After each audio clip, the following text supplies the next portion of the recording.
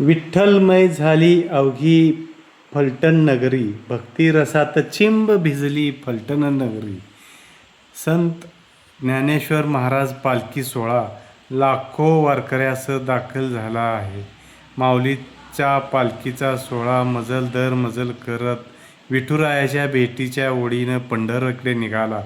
संतश्रेष्ठ ज्ञानेश्वर महाराज पालखी सोहळा फलटण नगरीत आज मार्गक्रमण करत असता पंढरीमय वातावरण झाल्याचे दिसून आले. शहरात सर्वत्र टाळ मृदुंगाचा गजर, भक्तिमय वातावरणात हरिनामाचा गजर सुरू आहे.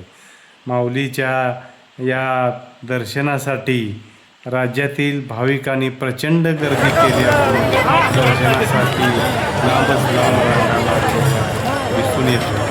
टाळ मृदुंगाच्या गजरात असलेल्या भजन कीर्तनामुळे अवघी फलटण नगरी भक्तिरसात चिंब झाली.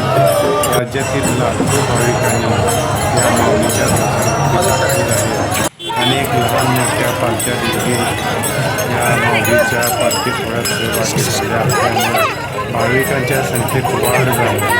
हिची व्हावी माझी असं जन्मोजन्मी तुझा दास, पंढरीचा वारी न चुको हाय देहरी.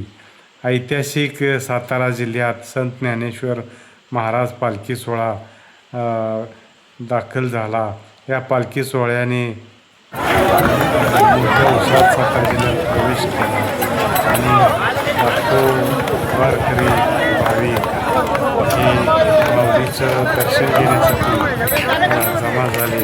या सर्व माऊलींचा वारकऱ्यांचा एकच ध्यास कधी एकदा पंढरीच्या पांडुरंगाला भेटेल असे झाले आहे. यापुढे ताण भूक ऊन वारा पाऊस याची कशाची तमा न बाळगता हा वारकरी हा पंढरीच्या वारीत सहभागी झाला आहे. आल्या सरीवर सरी येता माऊलीच्या दारी, टाळ मृदंग गजरी गरजे शूरवीरांची नगरी.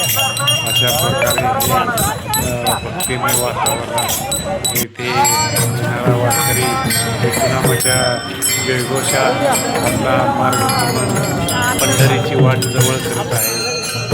हे वारकरी कशाचीही तमा न बाळगता चालत आहे.